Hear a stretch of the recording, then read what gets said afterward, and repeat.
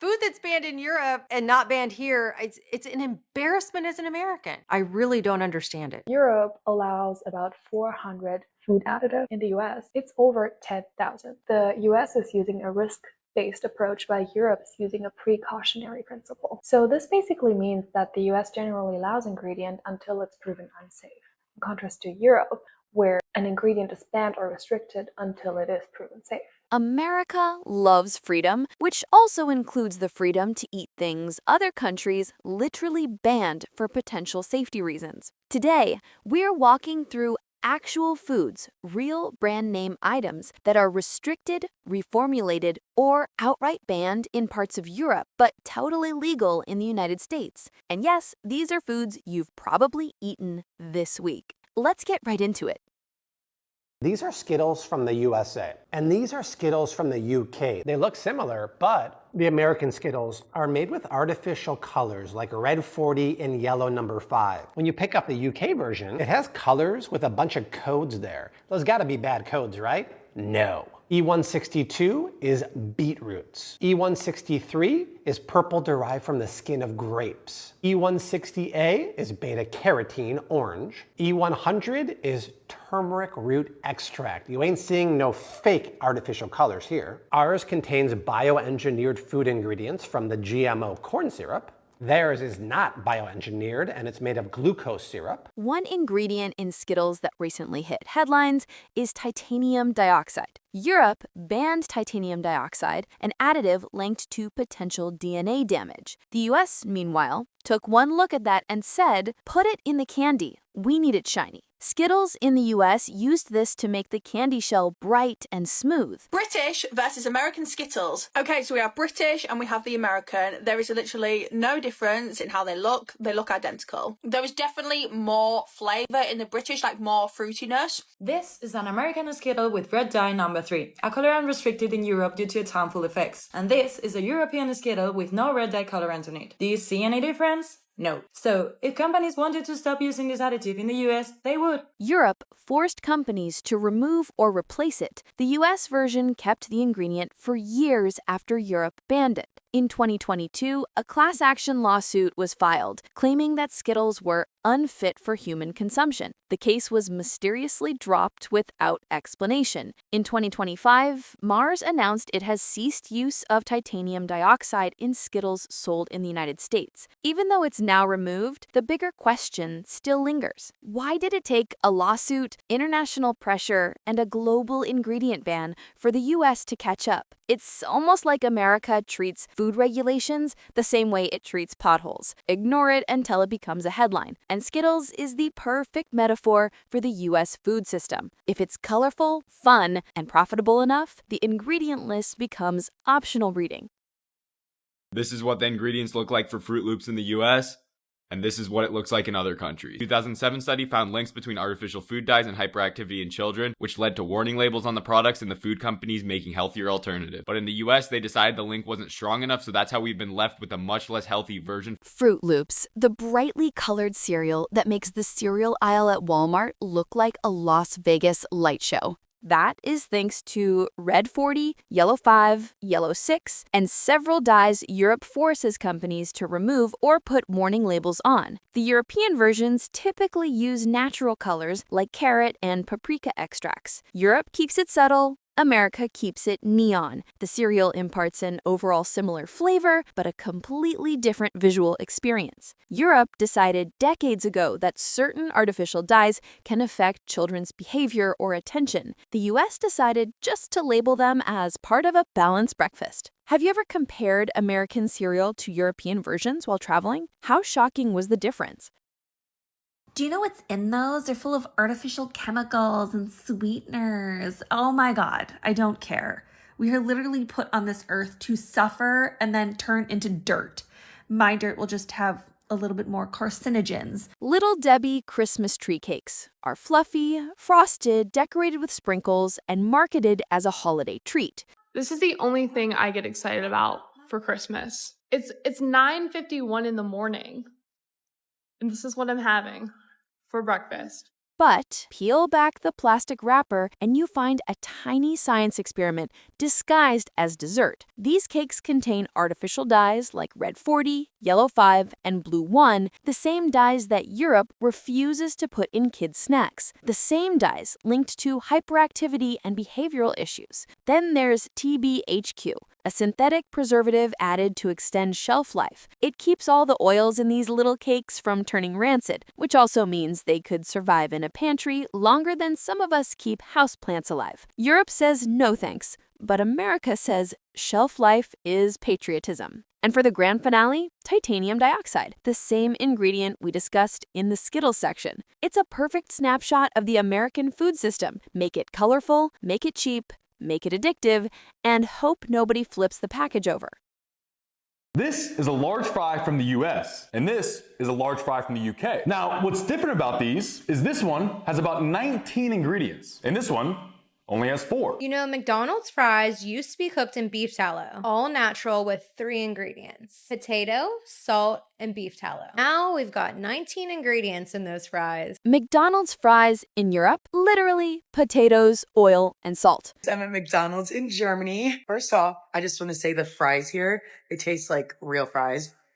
They're a lot different than the ones in America. McDonald's fries in America? A full cast list, including TBHQ, restricted in the EU due to potential health effects. Across Europe, they don't add a ton of preservatives because the potatoes aren't expected to survive the apocalypse. 3 weeks ago, my friend from California came here and we stopped at a McDonald's for the first time in my life. When I say first time in my life, to an American McDonald's. In Italy, I have plenty of McDonald's. The thing, if you look at the ingredients of the McDonald's fries in Italy, it's a few ingredients. If you look at the ingredients in America, it looks like I'm taking a pill in terms of the amount of stuff there is in there. Anyway, I had fries. Now I understand why people love French fries at McDonald's. They are pretty tasty. They are pretty tasty until half an hour goes by. Your body that is not used to the amount of processing of America starts telling you, what the hell did you just do? A few hours later, my toilet ceased to exist. It's the same chain, the same logo, but the ingredients? 2 completely different universes. Why do you think McDonald's keeps 2 totally different ingredient lists for the same product?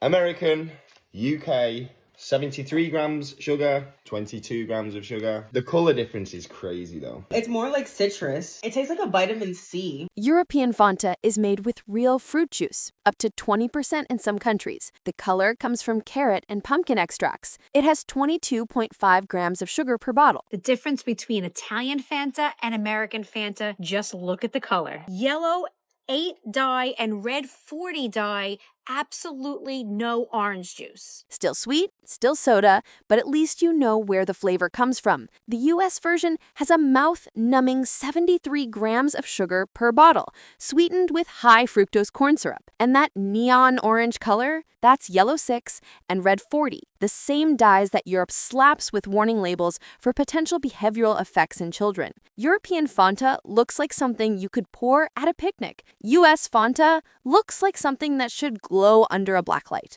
And here's the wild part. Both products claim to be the same flavor, but Europeans are drinking orange soda. Americans are drinking an orange-themed illusion. If you've ever wondered why Fanta tastes totally different when you travel, this is why. 2 formulas, 2 sugar levels, and 2 very different definitions of orange. What's really wild is how many dyes are in this. These are the Pop-Tarts brand's Frosted Wild Berry Toaster Pastries. We can see that they are using red 40, red 40 Lake, blue 1 Lake, blue 2, yellow 5 Lake, and yellow 6. I actually realized I missed one up here, blue 2 Lake. Take a classic. Frosted Strawberry Pop-Tarts. On the US box, it looks like warm, sugary nostalgia. But flip it over and read the ingredients, and suddenly it's less breakfast and more chemistry project America just shrugs at. Pop-Tarts use artificial food dyes like red 40, yellow 6, and blue 1 to give that neon bright frosting and filling. They also contain TBHQ, a preservative used to make them last as long as possible. Do you think Pop-Tarts actually taste good, or is it pure nostalgia keeping them alive? Many of those same additives are heavily regulated or banned in parts of Europe. Several EU nations and EU-adjacent countries have banned or restricted dyes like Red 40, Yellow 6, or applied special labeling laws requiring warning labels about possible effects on children's behavior. That means Pop-Tarts in America might be a simple, nostalgic breakfast, but across Europe, those exact same ingredients would trigger warnings, restricted sale, or outright bans depending on the country and dye lists in use. It's a perfect representation of how one pastry can live two completely different lives the moment global food policies get involved. According to Wikipedia, the following 3 flavors are the only ones available in Europe: Frosted Apple Blast, Frosted Chocolatastic, and Frosted Strawberry Sensation. If you're watching this from anywhere within Europe, drop a comment to let us know if this is still true today, and let us know which country you're commenting from. If foreign countries won't even import our chicken, why are we feeding it to our kids every single day? The US is one of the only countries in the developed world that allows chlorine-washed chicken. Processors rinse it in a chlorine solution to kill bacteria from overcrowded, unsanitary factory conditions. The European Union has banned it. Norway has banned it. Switzerland has banned it. Dozens of other countries refuse to import American chicken altogether. Other countries focus on raising healthier birds so they don't need chemical baths later. The US focuses on pumping out volume, then disinfecting it at the end. One system prevents contamination. The other treats it after the damage has already been done. Europe bans it, Japan bans it, Canada watches nervously, but the US, Americans just shrug and eat it anyway. We're talking chlorine-washed chicken, poultry dipped in chemical baths to kill bacteria before it hits the supermarket shelf. Why? Because in America, the USDA allows it, and most consumers don't read the fine print or honestly don't even know. Critics argue it masks poor hygiene earlier in the supply chain rather than fixing it. It's allowed in small amounts, but many consumers don't realize they're essentially buying meat that's been chemically sanitized to survive shipping and storage. Some studies suggest repeated chemical washes may alter the taste or texture of the meat, leaving it rubbery or slightly off flavor. Contrast that with European chicken, raised under stricter hygiene laws and never dunked in chlorine. The takeaway? The same cut of meat, same bird, gets treated in 2 entirely different ways depending on geography. If you're commenting from the US, have you noticed any funky smell, taste, or texture with chicken you've purchased lately? Let us know. Europe has so many restrictions on the chemicals they could use in their food. I wish we did too.